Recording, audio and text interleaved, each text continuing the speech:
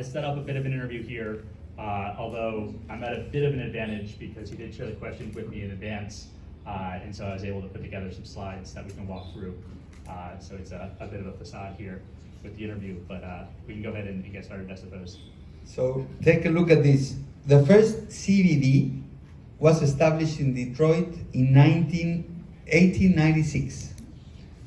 So the question is, what was the origin of the convention and visitors model in the US, and how has it evolved on the years? And you can see here a picture of beautiful Detroit at that time. And look at what it says there. During the past few years, Detroit has built up a name of a convention city. Delegates coming from hundreds of miles, manufacturers holding their yearly consultations around hotels, and all without any effort on the part of the citizens or any special attention paid to them after they got here. They have simply come to Detroit because they wanted to. Can Detroit, by making an effort this year, secure the holding of 200 or 300 of these national conventions during the year of '97? It will mean the bringing here of thousands and thousands of men from every city in the Union, and they will expend millions of dollars with the merchants and the people of the city of the Straits. That's a journal of 1896. Great.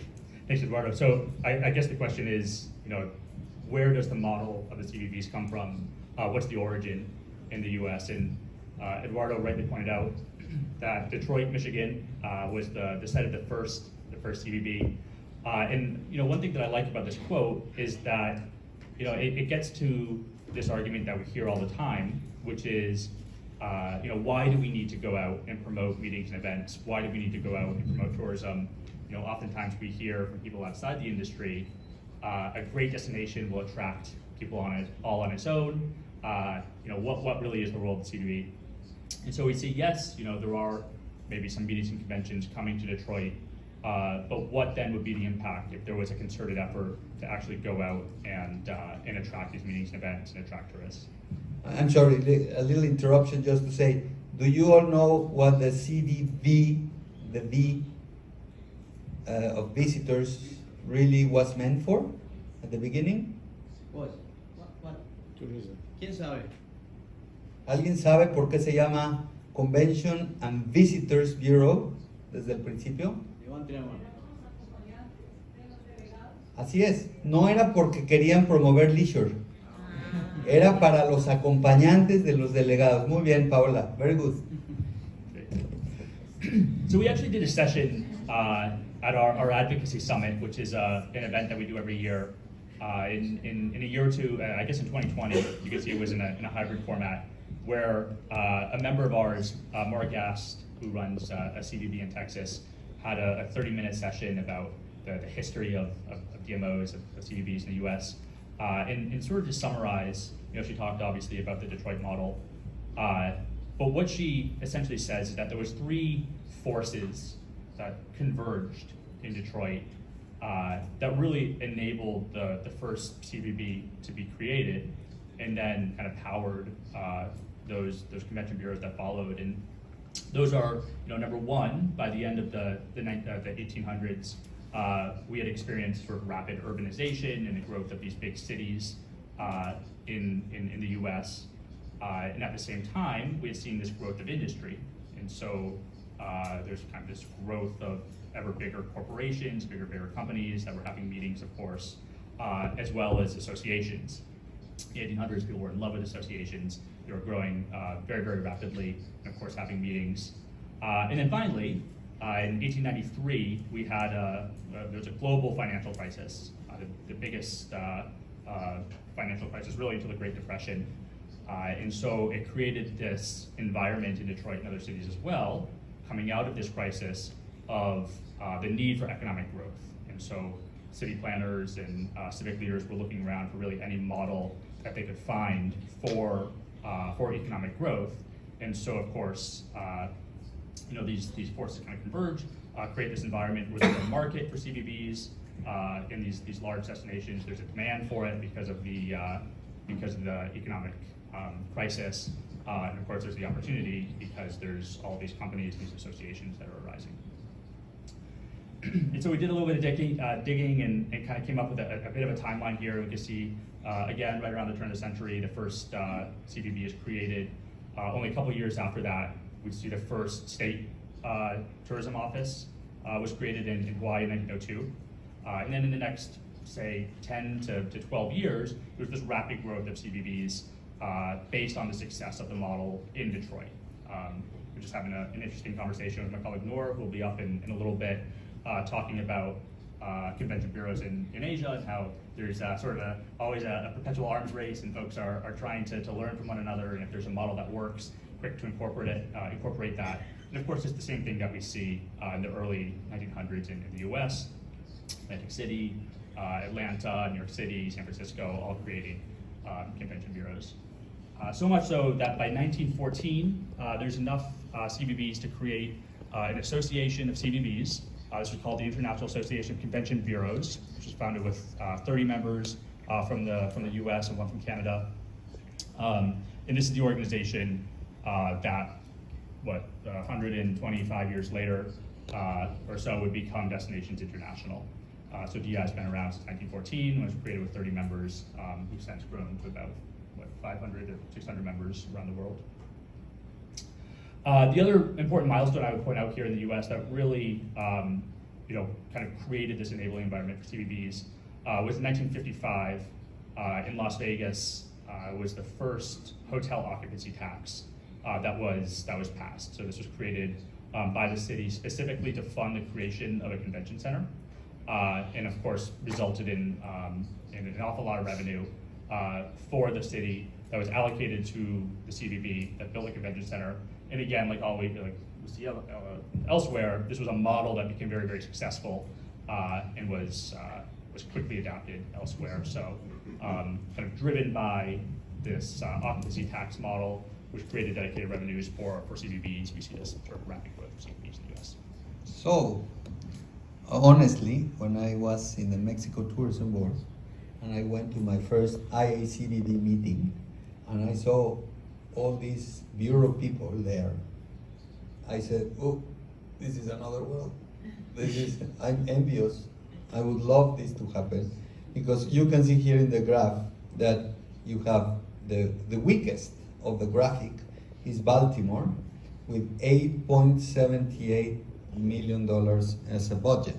But then you go all the way to Orlando with 40 million budget a year, and then Las Vegas, $227 million a year.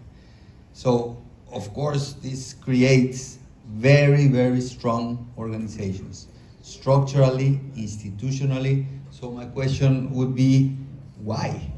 Why do these cities, CVBs, DMOs, however you call them, became so strong? And also, how are they funded, mostly? If you can share with us, Gabe. Sure. So yeah, very good question. So yeah, the question, how do the DMOs become strong and how are they funded? So the first thing I would point out is just when we look at the assets of the DMOs, very few DMOs in the US, as I know is the case elsewhere, actually manage convention bureaus. And in fact, fewer than 20 really manage any physical infrastructure at all. There's some that have contracts to manage museums or cultural centers or sports arenas, things like this, and they're able to generate some revenue there. Among our members, fewer than 20% manage convention centers in their DMOs. So they're clearly they're not their stability in their revenue isn't pegged to the success or the management of those assets in the destination. I'd also point out when we just look at budgets, Eduardo showed the graph earlier that showed some large DMOs, large CVBs that have very large budgets in the high tens or hundreds of millions of dollars annually. And there are many DMOs in the US that have huge budgets, and we can get into that in a little bit. But what I would point out is that when we look at the DMOs in the US, about 1,000 or so CVBs across the country. About half of those, maybe 500 or so, are members of Destinations International. And we periodically survey our members, get a sense of what their budgets are. And what we find pretty consistently is that of those 500, there's a pretty even split, about a third, of what we would call a large CVB. So that would be at a budget of $10 million and up, $10 to $30 million or so. Sort of a medium-sized CVB would be $5 million to $10 million annually. And then what we call a small CVB would be under $5 million a year. That's the total budget. So that's the marketing spend, that's the sales staff, that's your all the costs all together. So fairly even split, a third, but a third of the DMO is less than 5 million, a third 5 to 10, a third 10 and above. Yeah, just to kind of, not to say that every single DMO is going to be these huge budgets. But to the question of funding and where the funding comes from and what that looks like, another list here, I think this one's a little bit more recent, showing the 25 largest CVBs in the US, and looking at the percentage of their funding that comes from public sector revenues. So these are taxes. And so we're looking specifically at hotel occupancy taxes here. What we can see is that, in budgets that range from about $20 million up to $400 million in case of Las Vegas, they're reliant 80 to 90% of those funds are coming from occupancy taxes. So really is the occupancy tax that created the enabling environment for these huge DMO budgets. We can see here at the bottom that the average budget of the top 25, $50 million. Of these, the average funding coming from public sector funds is 80%. So this is kind of a double-edged sword, and we'll get into this in a minute. On the one hand, it's obviously it's been very successful because it's created enormous amounts of revenue for these DMOs. On the other hand, like we've seen over the past couple of years during COVID, when those revenue sources are interrupted, the CVBs are obviously in an awful lot of trouble. And so one thing, and I think we'll get into this later on in our discussion, is this idea of diversifying funding sources, finding alternative funding sources is very, very important, and always more so. But to your point, where the funding comes from, hotel occupancy tax. Now we did survey our members, and again, we do these surveys pretty consistently, but we asked, what other funding sources do you have? So what we're looking here at this graph is the various funding sources that DMOs report that they get revenues from. So this isn't the total percentage of what the revenue is coming from, but just who says that they get revenue from these various sources. And again, we can see over 80% of our members are collecting hotel occupancy taxes in some sort. About half have membership programs in place where they're collecting revenue out of memberships or partnerships in their destination. And then we can just see kind of decreasing from there. Advertising, some sort of other city public sector funding, TIDs, which we'll get to in a moment, Airbnb tax, and so on. But I think what's important here, and you can see that more than 80% of the DMOs have the room tax as the main source of funding, but they have over the years diversified also because in years like the pandemic ones, when you don't have occupancy in the hotels, what do?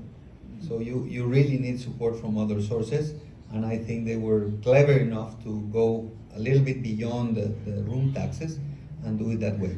I mean, it's completely the opposite of what we have in Latin America, because we don't have room taxes in most cases, but we have the other models. So I think we need to diversify and do not put todos los huevos en una canasta, ¿no? Que es poco lo que... Yeah, and one other thing I would point out as well, and I don't think that we've got a slide on this, but I apologize if we duplicate here, is this idea of having reserve funds as well. Prior to the pandemic, Again, we would do polling in terms of understanding, okay, what DMOs have reserve funds, what does that look like? I don't have that number in front of me, but it was fewer than a quarter of our members had reserve funds that exceeded 6 months worth of expenses. Now we say that the best practice is to have at least 10% of your annual operating budget in cash reserves at any one time. And that's something that, in fact, we feel so strongly about, that's become one of the standards in our accreditation program. In order to be accredited, you need to have in the bank at least 10% of your operating budget in cash. Better have 20%. Again, just speaking to the need for stability, and when you're so dependent on those occupancy taxes, the ability to weather periods of poor income from that source. Now, the other funding source that's really becoming, I think, more and more important in the U.S. And elsewhere as well. I mean, we have TIDs in Canada. I believe their team is some in Mexico at this point as well.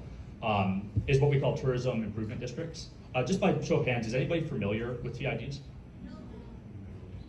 Okay.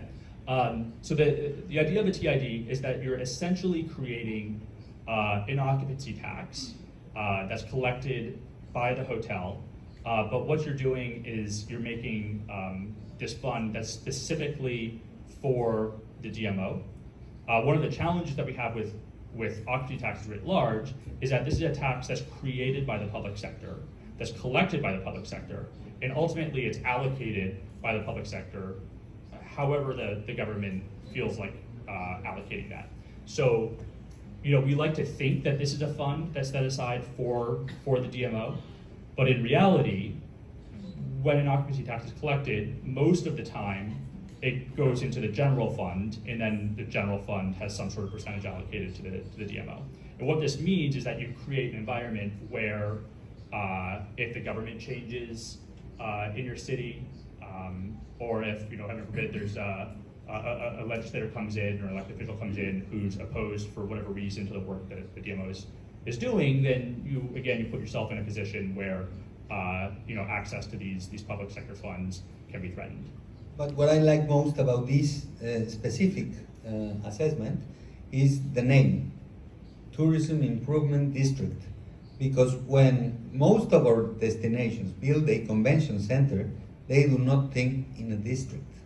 And I think the most important part is what surrounds the convention center and the way that we can fund it through the visitors, through the people that come to the destination. So I think that is also something to think. How are we developing a successful infrastructure around the convention center? Yeah, thanks. So what we see with TIDs, there's just under 200 of these in the U.S. right now. It's 195, 196, something like this. But yeah, the idea here is that that you can bring together stakeholders from the industry, and generally, to your point, Eduardo, there's a geographic area that's drawn, around the convention center or in the central business district.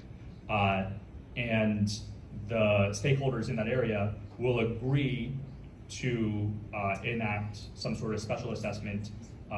Typically, that ranges from about 2 to 5% on room nights.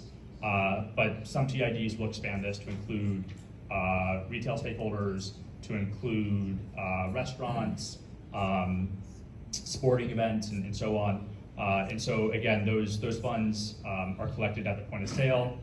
They'll be collected by the government that typically charges some small handling fee, but then those funds go directly back into the budget of the CBB. So unlike a tax that goes into a general fund and then is allocated to the CBB, these are kind of statutorily allocated to the CBB. They're a little bit safer, and then they're typically managed by a board that's developed of stakeholders, where the CBB will be at the board along with the private sector.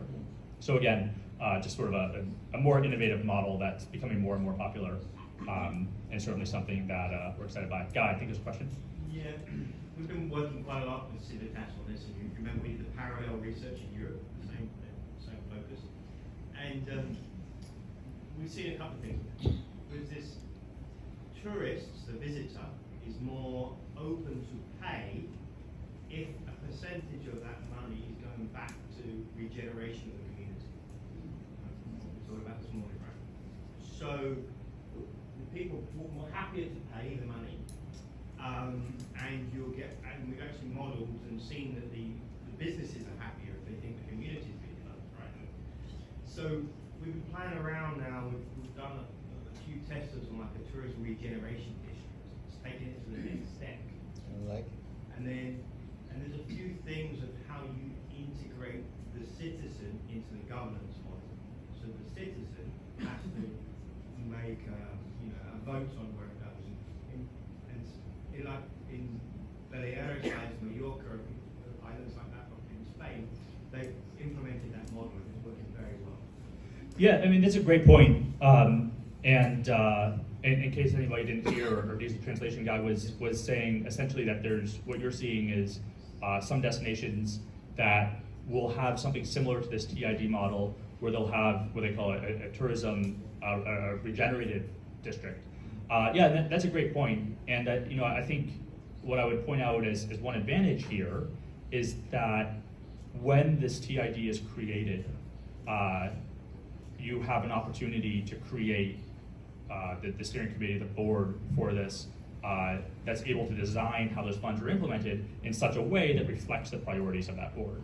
And so, if that board is expanded out not just to include the hoteliers, but to include civic leaders, you can bring in, say, parks and protected areas, you bring in academia, you bring in all these different stakeholders, to your point, Guy, then they have an opportunity to influence how those funds are actually allocated. And yeah, what we've seen in a lot of cases when these TIDs are created is that they're created not just to market, but to get into that destination management, the more demand side that we'll certainly get into. But thinking about how those funds go towards anything from improving public safety in the destination, supporting conservation efforts, supporting education, workforce development, all these other priorities that go well beyond maybe this marketing scope to include these elements that we would kind of consider more destination management, which again we'll get into. Okay. The last model I just want to point out here, and I know Eduardo thinks this is important to include as well, is to say that there's this other model which is Brand USA. So what I was describing here really applied to our regional DMOs, to some level, to some extent, our state tourism offices, which are funded by these various schemes that we discussed before. But we also have our National Tourism Board. Our National Tourism Promotion Agency is Brand USA. Brand USA was created, about a little over 10 years ago, 2009, I believe. Their model is they've got funds that are allocated directly from Congress, which comes from the visa program. So every time you come to the U.S., the visa, there's I think a $10 or $15 fee that's paid by visitors. Those funds go directly into a fund which is allocated to Brand. Brand USA was initially funded with $100 million. The most recently, when it was out, that budget was reallocated this year. I think it was up to $250 million or so. But then, in order to access those funds, Brand USA has to go to the DMOs and leverage a one-to-one match. So for every dollar that a CVB or DMO will put into a marketing fund, Brand USA will get. Not only DMOs, but they do it with Marriott, they do it with Hilton, Yeah. they do it with a lot of private sector companies, which I think multiplies the effect. And it is new. I mean, because you remember, the U.S. didn't promote the country as a whole before. So the Improtur in Argentina, the ProColombia over there, the Consejo de Promoción Turística de México, etc., were previous to the Brand USA. And the difference is, and we have to be very careful about that, they did it the correct way, because what they did is this agency does not promote internally. No domestic tourism allowed to be promoted with those funds, which I think is very brilliant. This is only for international visitation. So I think that we need those type of models, and I encourage you to try to look at this. Yeah, great point. And the effect of brand being statutorily prohibited from marketing in the U.S. Is that obviously it's not creating an environment where it's competing with the CVBs. And also not influenced by political or governors or anywhere else. Yeah. And how are these funds used? Once I have observed in some fairs that the United States don't go as a country, they go as separate states, right? It depends. I mean, my understanding is that I think for most major shows, brand will go, and so but then not marketing as brand, they just create this environment for the states to come or the cities, the DMOs, and they'll set up at the show together. But then again, they'll have access to these one-to-one matching funds from brand. And also, I think there's marketing decisions because sometimes New York is more attractive than the U.S. Yeah. or Chicago is more attractive than the U.S. So it's a marketing decision as well. No? Yeah. Interesting. So look at this picture. This is one CVB, and this is destination DC, Washington DC. Jealous. Yes, exactly. So this is one of the main differences between the US model, and I wanted this picture to be here, and I love it, because who else has something like this in their CVBs in Latin America? And especially because the balance between the volunteers and the staff is completely different. So my point is, empower your staff, empower your general manager, empower your CEO, empower him and build because that's the only way we should guarantee what? Continuity. Because if everything is on the presidente's hand, y el presidente se va, el nuevo presidente va a echar todo lo del anterior a la borda, como nos pasa en todos los destinos de Latinoamérica, porque somos puros voluntarios que aportamos nuestro tiempo. Pero imagínate, todo este es staff. Sorry. I answered myself. Yeah. But I was so emotional. So what's the question? The question is, which is the balance between the volunteers and the staff? Okay, so that's an easy question. There's not a whole lot of volunteer reliance on the DMOs in the U.S. I mean, most have volunteer programs where they'll leverage volunteers And they have a board. work at events and sure, of course, yeah, and these sorts of things. And of course, the board is typically volunteers, but the staff, and especially the management, these are serious professionals. I mean, these are professional staff. Obviously, educated. There's professional development tracks specifically for destination marketing, for destination management, and upward mobility as well. I mean, when we look at some of these DMOs, like we've got this picture of Destination DC, but many others as well. We're talking about not huge, but a lot of them are fairly large organizations. We see that organizations are spending a third to 30 to 40% or so of total costs can go to payroll. So you're talking about fairly serious allocations of funds here. I don't have the number in front of me. I think that when we polled our members, the average DMO size was something like 15 to 18 people. But obviously, for those larger, say 30 to 40 DMOs, you might have staffs of 40, 50, 100 people. I'm not sure what the point of this is going, but the point is, professional development, professional staff. We've got volunteer boards that serve terms of 1 to 2 years. And then, there could be turnover at the board level, but much more continuity at the staff level. And another topic, it is a profession. So you are making of this a profession. So you can see, for example, a CEO of the CBD of Orlando used to be the CEO of the CBD of Dallas, and used to be the CEO of San Antonio, which means that it doesn't matter if you're from there or not, but you're a professional convention bureau executive. So there's a ladder that you can climb. You can be executive sales, and then vice president of sales, and then become the CEO. So that's amazing. Yeah, that's a great point, and we kind of talk about the musical chairs a lot among our membership, where those the senior leadership does tend to move around, and there's that development and upward mobility really in the industry, which is great. I think it encourages professional development and among the staff, and keeps people retained in the industry, which obviously is very important. Have you seen this kind of figure that we're starting to see in Europe of the expert in funding, the person that knows how to start and where to get the money from?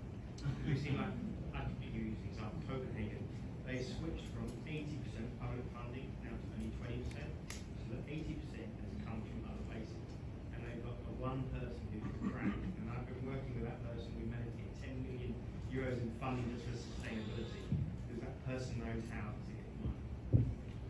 Yeah, that's a great question. The question is, do we see people who become very specialized in the DMO, and you're talking specifically about the funding expert? And I think that the answer to that is yes. I'm not aware of any. I can't think of any one person specifically that's kind of bouncing around. A lot of this maybe comes from outside expertise as well. But what I do think you see more and more of at the DMO side is more and more investment in people who are engaged in community relations, in kind of stakeholder engagement, government relations, these sorts of activities which are tied to funding. Maybe they're not specifically, their title isn't associated with funding, but obviously it's all related in a way that, again, we'll describe in a little bit. But certainly this role, typically kind of a vice president level role in government relations, in community engagement, destination engagement, roles like this are becoming very, very, very common. Yes. Okay, so you learned that at the beginning it was the Convention and Visitors Bureau. Then it became the Destination Marketing Organization, the DMO. Then they thought, no, it's not only marketing, because they also have to do a lot with the suppliers and with the ecosystem, so they are the Destination Marketing and Manager Organization, because they manage the supply chain in the destination. And now they dropped the M's, and now it's only Destination Organization. So my question would be, what does this evolution mean really for the people in the bureaus? And second, and most importantly, how do they measure the success? What determines if a DMO is successful or not? Yeah, good question. So what's the measurement of success, and what's that really say about the role of the destination organization? And that's a good point. And normally when I speak to, I have to start by saying that we as an association, Destinations International, we're not supposed to say DMO. And we say destination organization. There's this kind of perpetual debate, is the M in DMO marketing, or is it management? What is a DMO? So we sidestep that conversation entirely. We just say destination organization. So when I say destination organization, I mean DMO or CVB. But what I think this is really getting to is this idea of an evolution in the industry. And this is not new. I mean, this is something that we've kind of seen for a long time. I mean, I'm sure Guy is nodding his head over there. I mean, for 10 years or more, there's this idea that the DMO, the CVB, the destination organization, has a role in the demand side of the equation in the destination, not just, the supply side, not just the demand side. So they're not just responsible for marketing the destination, they have some sort of responsibility for how the visitor actually experiences the destination and for the effect that the visitor has on that destination. One quote I think kind of really speaks to this is from the Funding Futures study that Civitas and some others did that DI helped underwrite over the past couple of years. It said there's clearly a major structural change underway in the focus of DMOs. 92% of DMOs in the US agreed with the statement that coming out of the COVID-19 crisis, the DMO will have a central role in improving tourism focused more on destination management. I pulled this out earlier. I mean, we see this reflected everywhere. Guy was speaking to this earlier. The role of the DMO, that's again going beyond marketing. We've got leadership, we've got management, we've got development, sales, governance. All of these kind of roles within that management side. Eduardo referenced this earlier as well. We see this played out in the name of my organization, of the trade association that represents and reflects the industry, where it starts even before IACBB. So the International Association of Convention Bureaus, established 1914. In the 70s, changes its name to the International Association of Convention Visitor Bureaus, kind of reflecting this idea that you're not just attracting conventions, that there's this leisure equation as well. 2005, I believe, the name was changed to Destination Marketing Association International, again, kind of suggesting this idea that that the scope is expanding beyond convention sales, and this idea of destination marketing writ large. And then in 2017, we changed our name to Destinations International. Really emphasizing the idea here that. But you haven't answered the question about measurement. Yes. This is the slide you're looking for then. So we do a study over 2 years called the Future Study. By show of hands, did anybody participate in the Future Study this year? Yeah, I think a lot of you, you remember when Ana Maria Vizcasillas called us to answer the surveys of the CVBs? Anybody remembers? Well, this is the study that is. Yeah, in any case, this is one of our kind of more influential and biggest research projects that we do every 2 years. Typically get about 1,000 responses from participants. This year we had 50 different countries participating, 700 participants enter a survey looking at trends in the industry. And so when we look specifically at CVBs and DMOs in North America, we asked them, what are the key performance indicators that you're held to? In kind of what's the role of the DMO? And no surprise, we see economic impact there at the top, but then we see these kind of traditional destination marketing metrics. So things like hotel performance metrics, the number of visitors, overnight visitation, and so on. Really, what we're talking about is heads and beds. But then we ask, what should the role of the CVB be in the organization? Or maybe put that more succinctly, how should your performance be measured? In other words, what's really important and what are those KPIs that you should be held to? And this I think is really interesting because we see economic impact and room nights, very good metric and very succinct, remain there up at the top. But what we see is that rising towards the top of this list are KPIs associated with what we think of as destination management. So first and foremost here is this idea of visitor satisfaction. So according to the participants that worked in this study with us, they say after economic impact of the industry, after room nights generated, the metric that's most important to us, that we should be most responsible for, is the satisfaction of that visitor in the destination. In other words, the DMO has an important role in destination experience. We see things like resident sentiment towards tourism rising towards the top as well. In other words, the DMO has a role in how the industry affects the community, and that needs to be tracked, and that needs to be reported on. We see things like the social and environmental impacts of the industry need to be tracked, reported on. And again, suggesting this data is this idea that the DMO has a role in these things. So you have to convince your boards and your people and your governors and your mayors that it's not everything is about room nights. I mean, filling hotels is okay, but that's not the main top. That's not the ulterior reason that we exist. Yeah, no, that's perfect. That's well said. And again, we'll get into this in a little bit. But this idea that there's these metrics that are associated with how the industry performs in the destination, which are arguably more important than some of these other traditional traditional metrics. And we see this as well in the survey that, just as those metrics rise, we would see sort of the inverse, which is things like, venue operating profits, things like earned media, some of these PR metrics decline in importance.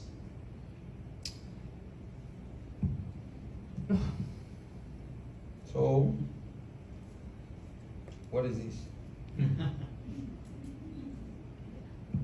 Yeah, I mean the main topic here is what is community shared value. So even before we get there, Cool. yeah. So I think the question that you're trying to ask, Eduardo, is speaking to this idea of professionalizing the industry, of seeing the professional development tracks for staff and so on. Some of the other kind of trends that we see in terms of stability of the DMOs and in terms of what we'd say is professionalizing the industry. So we pulled this quote from 1923 when Destination IACBB created this first code of ethics for CBBs. And I found this quote when we were digging around, and they were saying the CBBs, and this again in the 20s, brought to conventions without shame, sold facilities that didn't exist, worked exclusively on the premise that their job was to get the conventions to town regardless of the consequences, which is kind of funny to think about, what maybe prompted that quote. But the point here is that since the 20s, we've kind of been focused on this idea that this is a professional industry that requires professionalization, that requires a professional mindset. It's very similar to what Martin was speaking about earlier with PCOs and this idea that there's kind of a standard that the industry needs to perform at in order to be effective. And so just a few things here that I think are worth exploring a little bit, where we as an association are really involved. I think opportunities certainly for your DMOs, for your CBBs to get involved as well, are things like measuring quantitative impacts. And so I would point to the tool that we use, we call the Event Impact Calculator, that we developed with Oxford Economics, which is a tool that allows you to calculate in an objective way the impact of any specific convention, festival, or other event in your destination, and calculate things like what's the direct spend, what's the indirect spend, what's the induced spend, what's the tax revenue that's generated, what are the jobs that are actually supported, and measuring, having these resources in the marketplace to actually be measuring the impact of the CBB is obviously tremendously important. Things like benchmarking DMO performance. So again, there's a resource, a free tool that you can access on our website that will ask you a series of quantitative questions that allows you to benchmark your performance against your peers, so against other DMOs of a similar size or in a similar geometry, a similar geography, that measure things like, how does, say, your staffing compare to other DMOs of your size? How's your, your marketing spend compared to other DMOs of your size? The number of conventions that you sell and so on. Professional development resources, CDME has been a resource that we've offered for quite some time. This is kind of master's level education for DMO professionals, that has education on timely events and so on. And then, the final thing here is just this idea. But let me just stop a little bit in the certification part, because I think it's, again, they consider ourselves a professional of our industry, and we need to feel that way and to educate ourselves in order to avoid all the political decisions that happen in our communities. When a new mayor comes, or when a new CEO of the CBB comes, and they just fire the people and bring new people that don't have an idea. And then you don't have, for example, in the marketplace, a recognizable face that has created the trust, that has built relationship, that has done the work very nicely, and you lose all that expertise and you lose all that important thing. But when you are certified and when you go to the process and when you know your job, I mean, at least you have a vaccination to all those impulses from the politicians. Yeah, that's a great point. Yeah, and I think that and again, we talk about these industry best practices. So, you know, the professional development certification you talk about is very good as well. Yeah. There's an accreditation program for CVBs, for DMOs, where we work with our members to establish best practices for the industry. Standards, yeah, exactly. So, you know, we call the DMAP program, Destination Marketing Accreditation Program, where we identify there's about 100, 120 specific standards that say a professional DMO offers these services, has these policies in place, has these practices, you know, does the following things, and allows a DMO to benchmark itself against those standards and to prove, you know, to demonstrate that they meet those standards, to earn this accreditation. In the way would you put it, it's like a vaccination against, you know, intervention in some way, and allows you to go to stakeholders and say, look, you know, we clearly hold ourselves to these industry standards, and you know, as measured by the association. Can I challenge you on your first point? On your last slide, number 9 was measuring sustainable social environmental impacts and going up. So that shouldn't it be measuring positive impacts? Yeah, no, it's a great point. You're absolutely right. Yeah, no, the point that the guy brought up was, you know, this idea of impacts, plural. And again, one thing that we talk about is this idea of having kind of two ideas at once, where we talk about how there's oftentimes there's criticism of CVBs, of DMOs, that tends to be it can be kind of emotional and immune to metrics and to numbers, where you know, oftentimes we say that, you know, DMOs, that CVBs really need to have strong relationships with the community and be able to talk in a very emotional way about how they represent the brand and do all these things in support of the destination. But at the same time, you need to have hard data. You need to have metrics. You need to have quantifiable indicators that you hold yourselves to. Economic impact is one, to your point, Guy.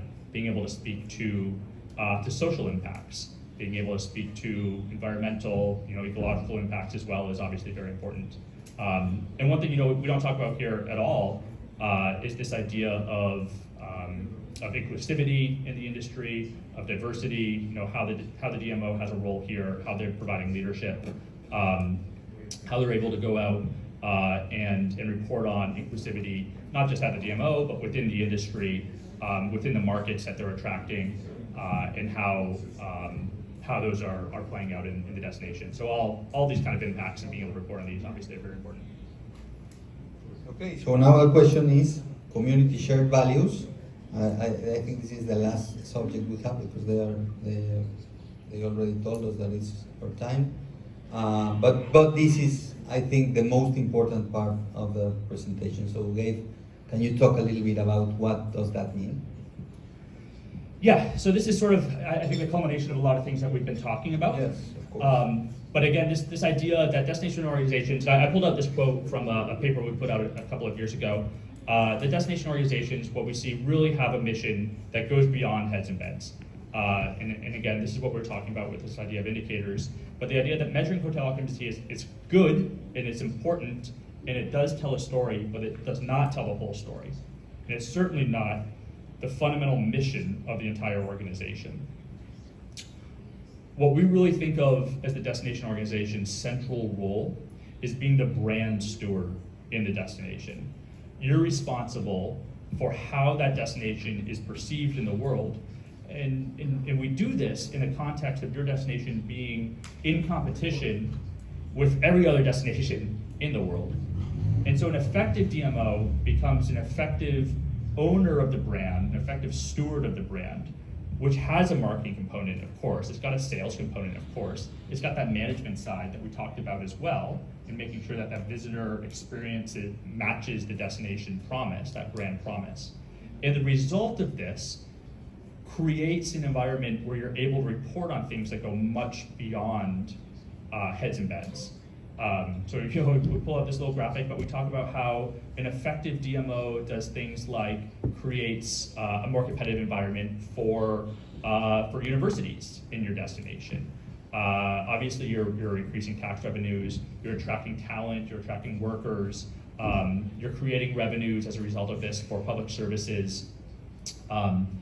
to your point that you mentioned earlier, Guy, as well, you're attracting revenues, interest, and management in sustainability programs. You're attracting corporate investment and so on. And so really being able to create a framework where you're able to report on all these different things, where you're able to establish relationships with stakeholders that go beyond the hoteliers, the convention center, in your destination. Obviously those are important stakeholders for you, but you should have a seat at the table with the public sector, with academia, with major employers, with the corporate world, with the civic leaders in your destination as well, and make sure that they understand how they're impacted by the work that you're doing. Make sure that they have a role in the programs that you're developing, whether it's legacy programs for meetings and events, whether it's things like being on the board of TIDs or understanding how they have a role there as well. And this is really, it's summarized in a resource that's on the website. Again, this is a free resource. I encourage anybody to access this. But it's essentially a roadmap for diversifying stakeholders, for building relationships. And we define this idea of community shared value in there. It's a bit of a long quote, but I'll read it out just for anybody that needs the translation. We say every community must compete with every other community for their share of the world's attention, customers, and investment. To compete, people need to be aware of the community, to have a positive impression, want to visit and experience the community, and meet its people. This is achieved through clearly developing, articulating, and managing your community's brand. Efforts must be made to promote, market, sell, and engage potential visitors, and all of this must be reinforced again and again. This is your role. This is your role because destination organizations are uniquely positioned to do this. Addressing this need for destination promotion is the benefit and well-being of every person in the community. It's a common good. It's essential investment to develop opportunities, build quality of life, to benefit the residents of the community. Because at the end of the day, the work that you're doing for the residents of your community. At the end of the day, the residents of your community is who we say are your customers, and it's not PCOs, it's not meeting planners, it's not tour operators. Those are just suppliers that allow you to do your job, which is to improve your community, that you're really a civic leader, and at the end of the day, you're accountable to the residents in your community. This is reflected in what we call the community benefit funding model. It says that when you're able to really embrace this mindset, where you're able to diversify your stakeholders, have a seat at the table with different groups as well, it opens up an entire new world of funding opportunities for you that goes beyond these kind of traditional partnerships, membership programs, allows you to bring in what we call the usual suspects, like your hotels, maybe retail, these kind of traditional suppliers, but then allows you to get into what we call unusual suspects, this other world of stakeholders in your community, to tap into funding there.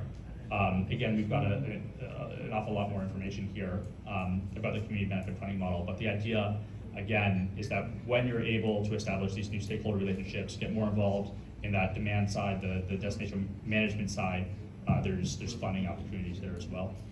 So the summary of these last slides, I would say that our role there is when the experience of the visitor or the participant in an event in your destination is coincident with the quality of life of your resident. If that happens, then you're doing your job in a good way. Great. And I'll just close with a shameless plug here for our event, which is coming up in July. We're doing our annual convention. We'll be talking an awful lot about these things that we talked about earlier, but all kinds of other opportunities there as well. Would love to see anybody that's able to come. I'm happy to chat with anybody. Toronto, Canada. Yeah, that wants to come into Toronto in July. Eduardo will be there. I'll be there, and a lot of others as well. Typically about 1,500 of our members fly into to annual convention, but not just limited to our members. Una muy buena forma de aprender. Bueno, yeah. With that, I think we'll close unless there's any other questions. I know we've got some other speakers coming up. Gracias. Amazing, ¿eh? Un fuerte aplauso. Wow.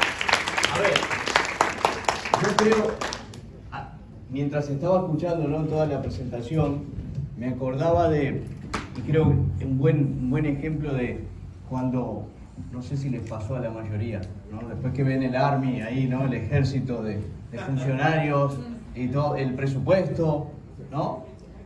a mí me pasa mucho cuando me preguntan algunos X destinos políticos, también en algunas mesas, vamos a hacer un buró. Y ahí me dicen, ¿cuánto hay que pagarle al director ejecutivo?